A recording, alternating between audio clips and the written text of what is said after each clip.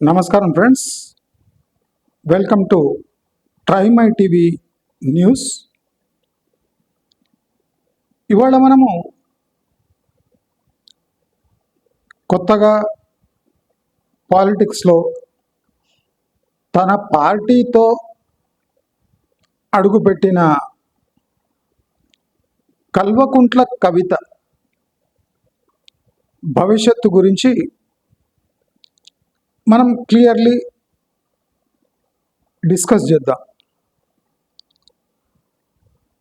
కల్వకుంట్ల కవిత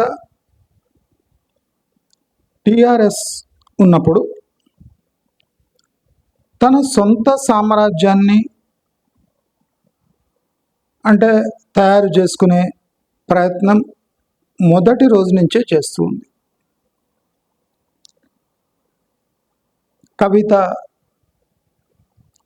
తన రాజకీయ భవిష్యత్తు కోసం మొదటి రోజు నుంచే ప్రయత్నం చేస్తూ ఉంది. కవితకు తెలివితేటలతో పాటు అక్రమ ఆశలు చాలా ఉన్నాయి. నా మాట వినండి ఎలా ఉందో. కవితకు తెలివితేటలతో పాటు అక్రమ ఆశలు చాలా ఎక్కువ ఉన్నాయి. తన లీడర్షిప్ ఎబిలిటీ, తన వాక్చాతుర్యంతో నిలబడుతుంది అని మూర్ఖపు అభిప్రాయం కూడా కల్వకుంట్ల కవితలో పుష్కలంగా ఉంది. అయితే కల్వకుంట్ల కవితలో ఈ కాన్ఫిడెన్స్ ఎక్కడి నుంచి వచ్చింది అంటే, మాటకారిగా ఉంటే రాజకీయ భవిష్యత్తు దాని ఫౌండేషన్ చాలా సాలిడ్గా ఉంటుంది అని కల్వకుంట్ల కవితకు ఈ ఇన్స్పిరేషన్ ఎక్కడి నుంచి వచ్చింది అంటే కేసీఆర్ ద్వారా. కానీ ఒక నిజం చాలా మందికి తెలియదు, అది పట్టించుకోరు. కాలానుగుణంగా వ్యక్తి యొక్క చరిష్మా ఉంటుంది, ఊడుతుంది. ఆ కాలానికి కేసీఆర్ ఎన్ని బూతులు వాడినా, ఎన్ని అవాక్కులు చవాక్కులు పేల్చినా, మర్యాద లేకున్నా మాట్లాడినా ఆ ఊపులో చెల్లుబాటు అయింది. అంటే తాను తప్ప తెలంగాణని ఎవరు ఏలలేని పరిస్థితిలో ఉన్నారు అని ఆయన ప్రూవ్ చేసుకోగలిగాడు. అయితే కేసీఆర్ యొక్క పిల్లల తీరు మొదటి నుంచి కూడా ఆశాజనకంగా లేదు.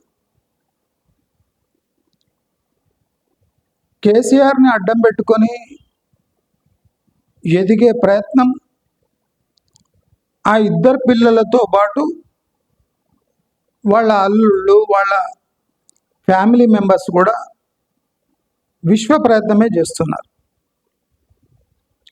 అంటే కేసీఆర్ యొక్క చరిష్మాని అది ఉన్నప్పుడే వాడుకునే ప్రయత్నం చాలా మందినే చేస్తున్నారు. దాంట్లో పార్టీ కార్యకర్తలు కూడా ఉన్నారు. అయితే దీంట్లో ఇంట్రెస్టింగ్ పాయింట్ ఏమంటే, కవిత కేసీఆర్ వారసులు అంటే నేనే వారసుడాన్ని, నేనే కేసీఆర్కి తగ్గ అంటే ఎలిజిబుల్ క్యాండిడేట్ని, మా అన్నకు రాజకీయ ఓనమాలు తెలియవు, కేసీఆర్ యొక్క వాక్చాతుర్యం నాకే సొంతం,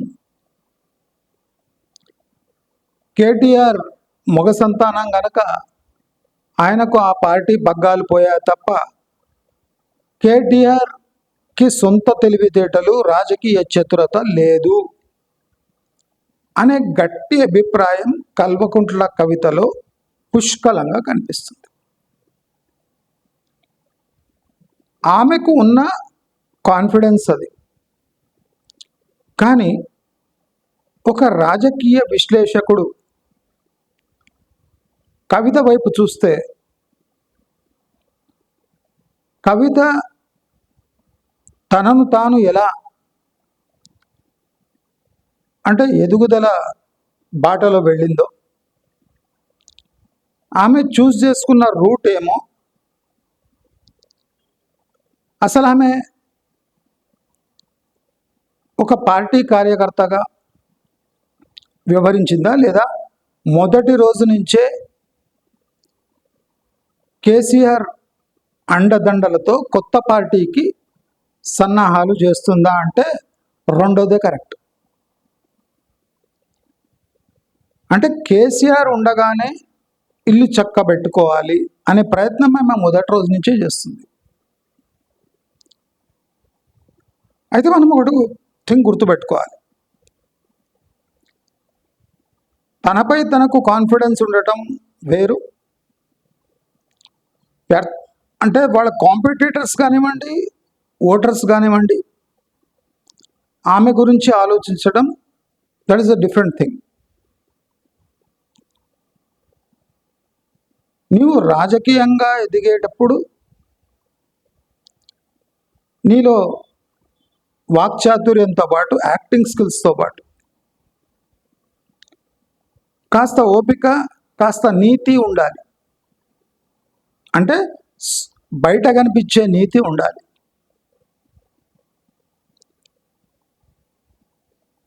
కవిత చేసిన పెద్ద మిస్టేక్ ఏమంటే, తాను కొత్త పార్టీ పెట్టాలి అనుకొని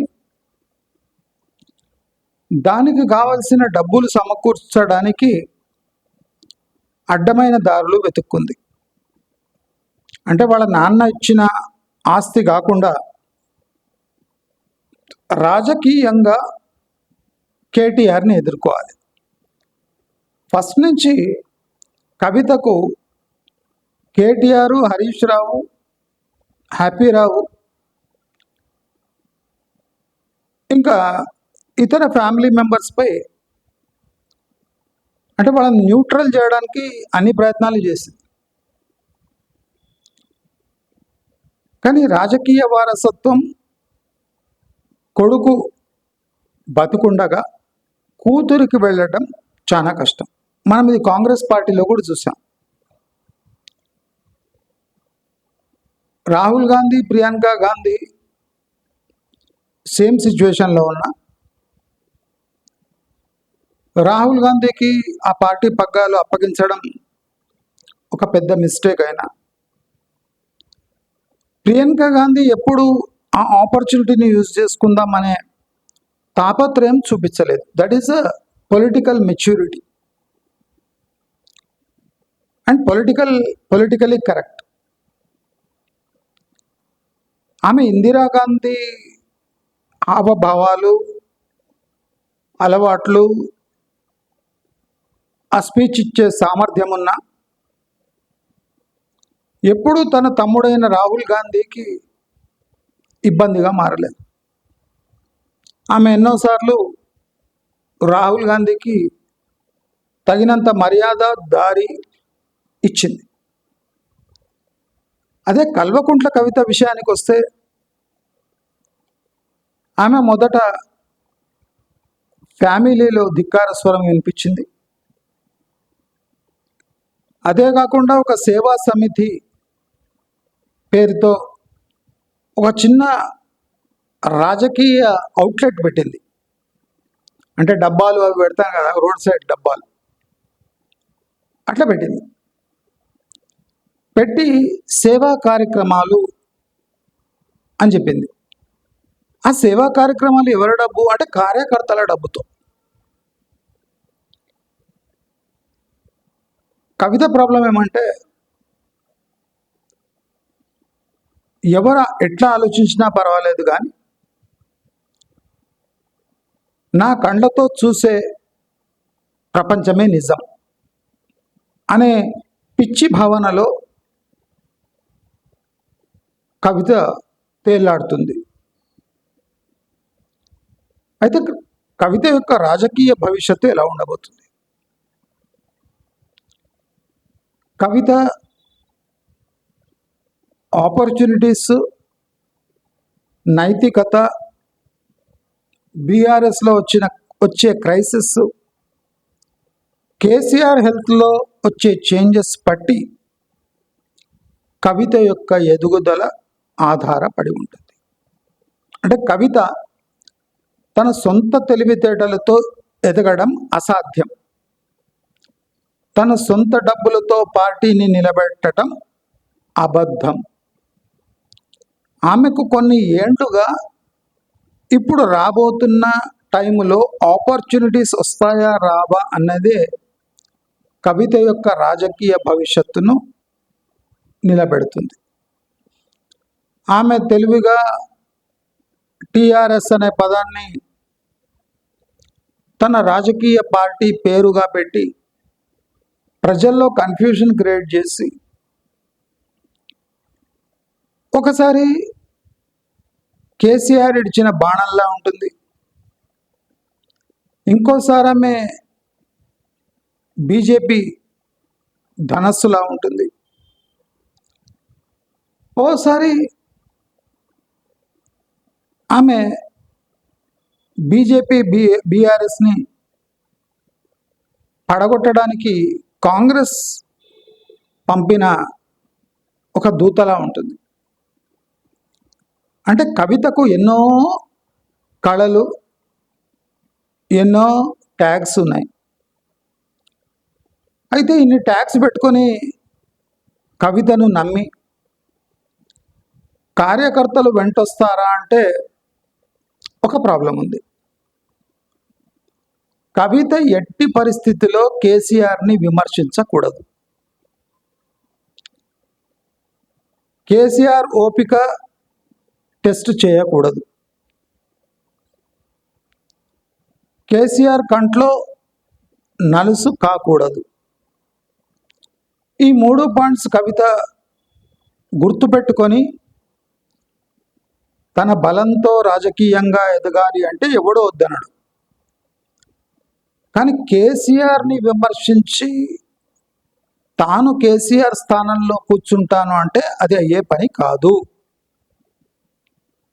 ఇది కవిత తెలుసుకొని తాను టీఆర్ఎస్ పేరు పెట్టుకుంటుందా, ఇంకేమైనా పేరు పెట్టుకుంటుందా ఆమె ఇష్టం. కానీ రాజకీయంగా ఎదగాలి అంటే తన హిస్టరీ తనకు అడ్డొస్తుంది. తాను సంపాదించిన ఆస్తులపై ఉన్న డౌట్స్ని క్లియర్ చేయాలి. అంటే రాజకీయంగా ఎదిగేటప్పుడు ఎవరైనా ఏ క్షణమైనా నీ వీక్నెస్ని ట్యాప్ చేసే అవసరం అంటే ఛాన్సెస్ ఉన్నాయి. కాబట్టి కల్వకుంట్ల కవిత చాలా జాగ్రత్తగా నోరుంది కదా అని అన్నీ బయట పెడతా అంటే నీ భవిష్యత్తు తెలిసిన వాళ్ళ దగ్గర కూడా నీ చిట్టా పెద్దదే ఉంటుంది. కాబట్టి కవిత రాజకీయంగా ఎదగలేదు. ఆమెకు ఒక 10-15 ఏళ్ళు పడుతుంది. అంత త్వరగా రాజకీయాల్లో పలుకుబడి సాధించాలి, కేసీఆర్ని విమర్శించే స్థాయికి వెళ్ళాలి అంటే ఇప్పుడున్న స్థాయిలో నువ్వు కేసీఆర్ని విమర్శించడం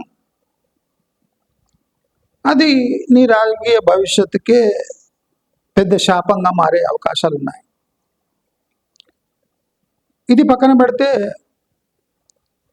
మనం ఆల్రెడీ ఎన్నో వీడియోస్ వేసాం. ట్రైమర్ టీవీలో వేసాము, మంచి మార్గంలో వేసాం. అక్కడ నేను క్లియర్గా చెప్పిన ఏఐని ఆపగల శక్తి మనిషిలో మాత్రమే ఉంది. అంటే ఏఐని ఒక టూల్గా యూజ్ చేసుకోవచ్చా లేదా అనేది ప్రపంచ దేశాలు నిర్ణయిస్తాయి. ఏఐ వల్ల డబ్బులు మిగలటం, మ్యాన్ పవర్ తగ్గించి పని తీసుకోవటం, ఒక కంపెనీ యొక్క ప్రాఫిటబిలిటీ పెరిగే సిచ్యువేషన్ ఉన్న ప్రపంచవ్యాప్తంగా దేశాలు, రాజ్యాలు పెరుగుతున్న జనాభాకి ఉపాధి, ఈ ఉపాధి అనేది రాజకీయ పార్టీల మనుగడపై ప్రభావం చూపుతుంది కనుక ఏ రాజకీయ పార్టీ అయినా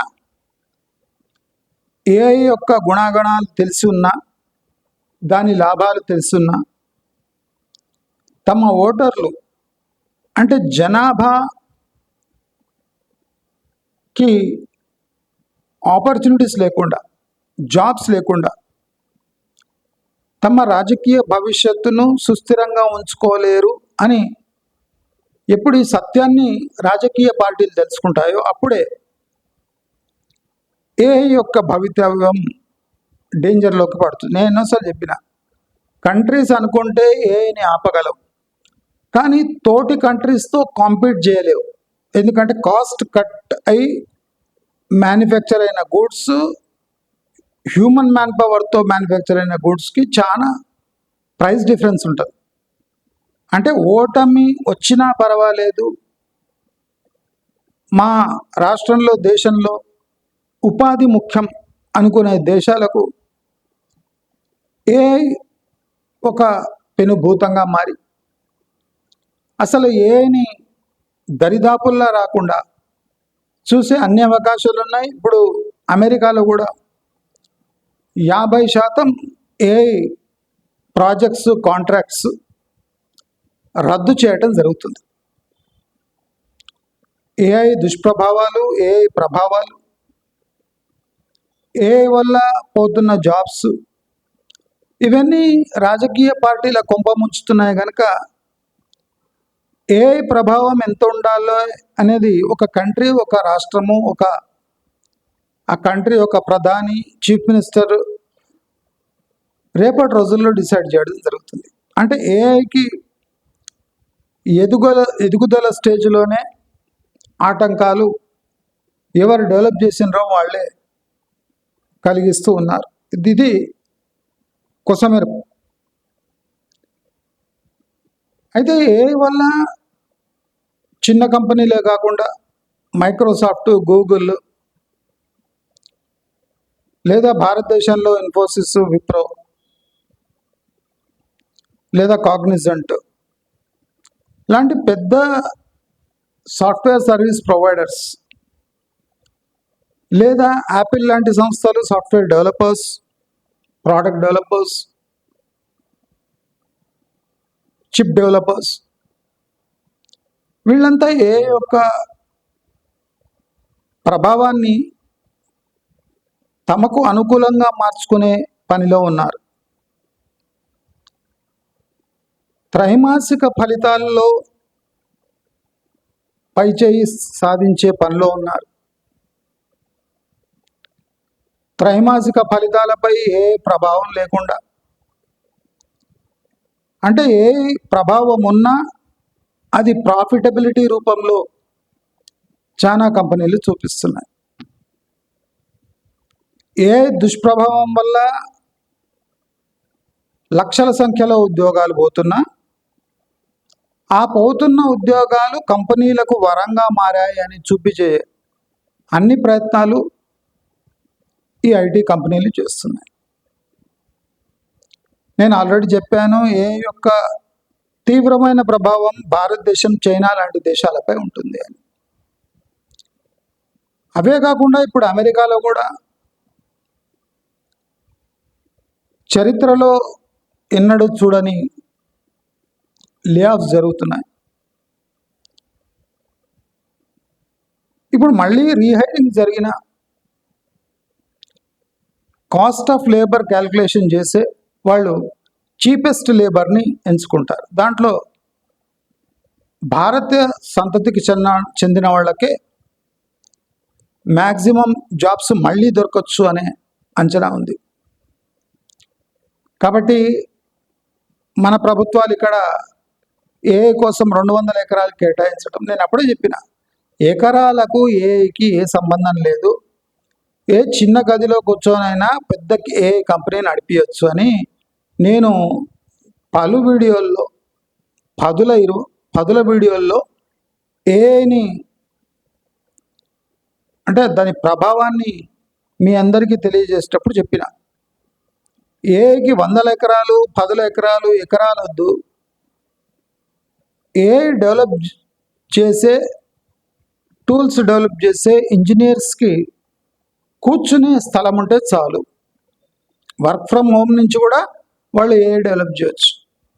కాబట్టి మన మూర్ఖపు ప్రభుత్వాలు ఏదైనా ఒక ఇండస్ట్రీ రావాలంటే 100 ఎకరాలు ధారాదత్తం చేయడం, అది ఏ ఇండస్ట్రీ అని చూడకుండా, ఫర్ ఎగ్జాంపుల్ ఒక ఆటోమొబైల్ ఇండస్ట్రీ ఉంది, వాళ్ళకి ఏం లేదైనా 500 ఎకరాల నుంచి పై మాటే కావాలి. ఒక ఏఐ సంస్థ పెట్టుబడి పెట్టడానికి ఒక 1/2 ఎకరం చాలు. అంటే ఏ రకమైన ఇండస్ట్రీ వస్తుంది, ఎలాంటి పెట్టుబడులు వస్తున్నాయి, దానికి అనుగుణంగా ఏమి ల్యాండ్ అలొకేట్ చేయాలని తెలియని సన్నాసి ప్రభుత్వాలు ఏఐ కోసం 200 ఎకరాలు, చిప్ మ్యానుఫ్యాక్చరింగ్ కోసం 500 ఎకరాలు, అంటే వీళ్ళకి ఎక్కడ చూసినా ఎకరాలు ఇవ్వగలరు కానీ ఎకరాలు తప్ప ఏమీ ఇవ్వలేరు. ప్రభుత్వాలు ఎలాంటి ఇన్సెంటివ్ కొత్త ఇండస్ట్రీస్కి ఇవ్వలేవు. కేవలం భూములు అలొకేట్ చేసి, ఇక్కడ మీరు భూమి పూజకు మమ్మల్ని పిలిచి ఆ క్రెడిట్ మాకు ఇచ్చి మిగతా కష్టాలు మీరు పడండి అని చెప్పిన సందర్భాలు మనకు స్పష్టంగా కనిపిస్తున్నాయి. కాబట్టి ఎంత తీవ్రంగా దాని ప్రభావం చూపుతుందో, దాన్ని తయారు చేసిన మనుషులు, ప్రభుత్వాలు యొక్క ప్రభావం చూసి భయపడి తమ ధోరణి మార్చుకునే ఛాన్సెస్ ఎంతైనా ఉంది. అది కాకుండా మనము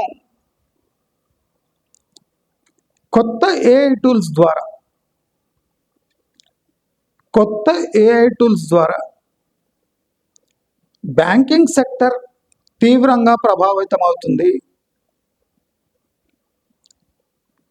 బ్యాంకులో పెట్టుబడులు అవి సేఫ్గా ఉండవు. బ్యాంక్ డిపాజిట్స్కి ముప్పు ఉంది. డేటా బ్రీచ్ అయ్యే ఛాన్సెస్ ఉన్నాయి. బ్యాంకులు తమ ఖాతాదారుల యొక్క ఇన్ఫర్మేషన్ని సెక్యూర్గా పెట్టుకోవడం చాలా కష్టం. ఆల్రెడీ ఈ మొబైల్ పేమెంట్స్ వచ్చినాక ఖాతాదారుడి యొక్క సగం డీటెయిల్స్ ప్రైవేట్ వాళ్ళ దగ్గర ఉన్నాయి. బ్యాంకుని లింక్ చేసే క్రమంలో అన్నిటికీ ఓకే కొట్టండి అని చెప్తారు. ఎందుకంటే మీ ఫోన్లో ఉన్న మొత్తం డేటా వాళ్ళు ఈజీగా తస్కరించి దాన్ని ఉపయోగించి మీకు ప్రోడక్ట్స్ అమ్మే ఛాన్సెస్ ఉన్నాయి. కాబట్టి అన్నిటికీ ఓకే కొడుతూ కూర్చుంటారు మీరు. అంటే ఓకే కొట్టడం అంటే తస్కరించడం అని అర్థం.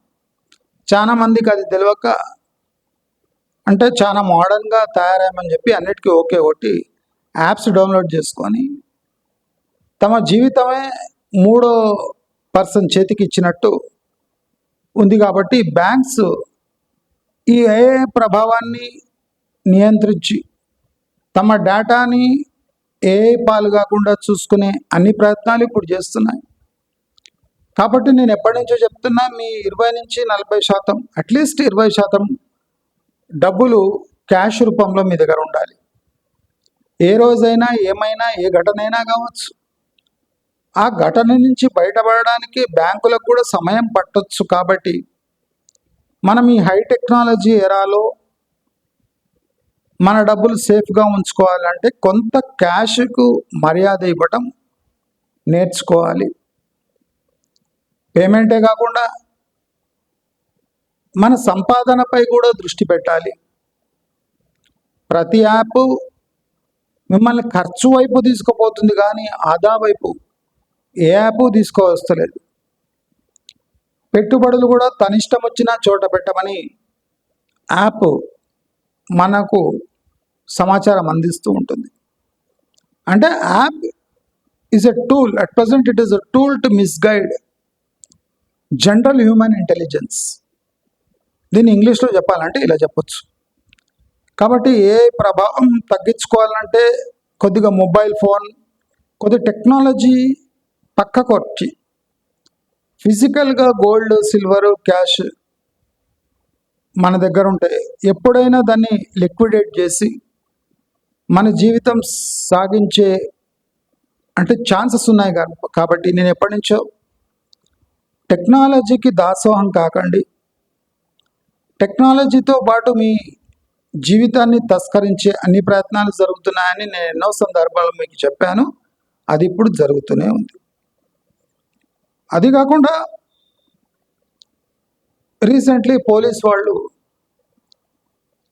ఈ స్కూళ్ళ దగ్గర ఉన్న పాన్ డబ్బాలు, స్కూళ్ళ దగ్గర ఉన్న ఈ బార్లు, స్కూళ్ళ దగ్గర అమ్మే ఈ మాదక పదార్థాలపై ఓ స్పెషల్ డ్రైవ్ పేరుతో డ్రామా ఆడుతున్నారు.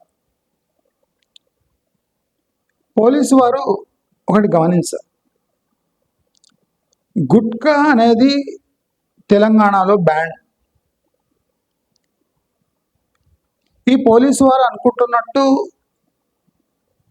హయ్యెస్ట్ గుట్కా సేల్స్ కిరాణా షాపుల దగ్గర జరుగుతాయి, పాన్ డబ్బాల దగ్గర కాదు. చాలా మందికి తెలిసిన విషయం ఏమంటే పోలీసు వారికి ఈ గుట్కా సేల్స్ చాలా కిరాణా షాప్ దగ్గరనే జరుగుతాయి. చిన్న చిన్న కొట్లు ఉంటాయి కదా, ఆ చిన్న చిన్న కొట్లు బతికేది గుట్కా ప్యాకెట్లు అమ్మే. ఇప్పుడు పాన్ డబ్బా దగ్గర పోతే పాన్ అమ్ముతాడు, సిగరెట్ అమ్ముతాడు, చాలా ఉంటాయి. పాన్ మసాలా అమ్ముతాడు, ఆయన సిగరెట్లు అమ్ముతాడు, ఖైనీ అమ్ముతాడు, ఏమేమో ఉంటాయి వాళ్ళ దగ్గర.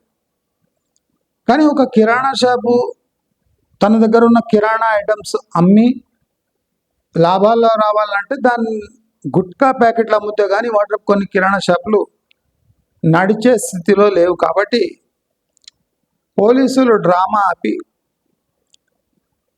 తమ కమిషనరేట్ పక్కకే ఉన్న అంటే తమ కమిషనరేట్ డీసీపీ ఆఫీస్ దగ్గర ఉన్న పాన్ డబ్బాలు చెక్ చేపిస్తే అక్కడ ఎన్నో మాదక పదార్థాలు ఆ పాన్ డబ్బాలనే అమ్ముతున్నారు. అంటే బ్యాండ్ సబ్స్టెన్సెస్, డ్రగ్స్ లాంటివి. కాబట్టి స్కూల్ పక్కకున్న పాన్ డబ్బాపై దండయాత్ర చేస్తే ఏ ప్రభావము ఉండదు. ఎందుకంటే స్కూల్ పక్కకున్న డబ్బా కన్నా ప్రమాదకరమైనవి కిరాణా షాపులు. ఎస్పెషల్లీ పిల్లల కోసం కిరాణా షాపులు మృత్యుకూపాలు. పొద్దున్న లేవగానే కుర్కురేలు, చిప్స్లు, ఆర్టిఫిషియల్ ఫ్లేవర్స్, ఆర్టిఫిషియల్ కలర్స్తో నిండిన తిండి పదార్థాల వల్ల పిల్లల పొట్టలు పాడైపోతున్నాయి. కానీ ఏ స్కూల్కి 100 మీటర్ల దూరం ఉన్న పాన్ డబ్బా దగ్గర ఏ పిల్లగాడు నిలబడి గుట్కా తినడు, సిగరెట్ తాగడు. వాడు ఏం తీసుకొని ఏ గల్లీలో పోయి తాగుతాడు, ఏ గల్లీలో పోయి తింటాడు. కానీ ధైర్యంగా మెయిన్ రోడ్పై నిలబడి ఏ విద్యార్థి ఇలాంటి పనులు చేయడు. కాబట్టి ఈ కంటి తుడుపు చర్యగా చేస్తున్న యాక్టివిటీని మాని 95% పాన్ డబ్బాల్లో గుట్కా సేల్స్ ఫ్రీగా జరుగుతున్నాయి. దాదాపు 60-70% కిరాణా షాప్స్లో గుట్కాలు ఫ్రీగా అవైలబుల్ ఉన్నాయి. కాబట్టి సమాజంలో గుట్కా ఎవరు తిన్నా అది చెడ ప్రభావం చూపుతుంది. సిగరెట్ ఎవరు తాగినా దాని ప్రభావం అలాగే ఉంటుంది. కాబట్టి పోలీసులు డ్రామా ఆపి ప్రాక్టికల్గా పిల్లల్లో అవేర్నెస్ తెప్పించి దాన్ని బైపాస్ చేసే మెంటాలిటీ డెవలప్ చేయాలి. కానీ మనం ఏదో బయట చూపించుకోవాలని ఒక 2 పాన్ డబ్బాలపై దండయాత్ర చేసి 1 డజన్ గుట్కా ప్యాకెట్లు తీసుకొని, చూసారా మా రేట్స్లో ఇలా దొరుకుతున్నాయి, మేము దీనికి వ్యతిరేకంగా ఒక ఉద్యమం స్టార్ట్ చేశామనే డ్రామా పోలీసు వారు చేయొద్దు. దీంట్లో సక్సెస్ రాదు, జనాలు నమ్మరు, విద్యార్థులు తాగేవాళ్ళు మానరు అని మీకు హితబోధ చేస్తున్నా. అదే కాకుండా ఇప్పుడు నిర్మలా సీతారామన్ ఒక కొత్త గీతం ఆలపిస్తుంది. అదేమంటే బ్యాంకులు అంటే హ్యూమనైజేషన్ అంటే మీ క్లయింట్స్ మనుషులు అని గుర్తించండి అని రీసెంట్లీ ఒక మీటింగ్లో చెప్పింది.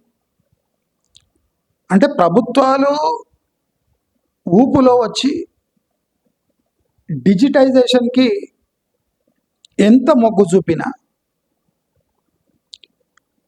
మనలాంటి దేశంలో చేతికి ఒక స్మార్ట్ ఫోన్ ఉన్నా, స్మార్ట్ ఫోన్ ఆపరేట్ చేసేవాళ్ళు కోట్లలో ఉన్న బ్యాంకు అనే విషయానికి రాగానే డబ్బుతో సంబంధం ఉన్న సర్వీస్ కాబట్టి బ్యాంకులు అసలు మీరు ఇంట్లోనే కూర్చొని అకౌంట్ ఓపెన్ చేయండి, ఆన్లైన్ డిజిటల్ కేవైసీ చేయండి,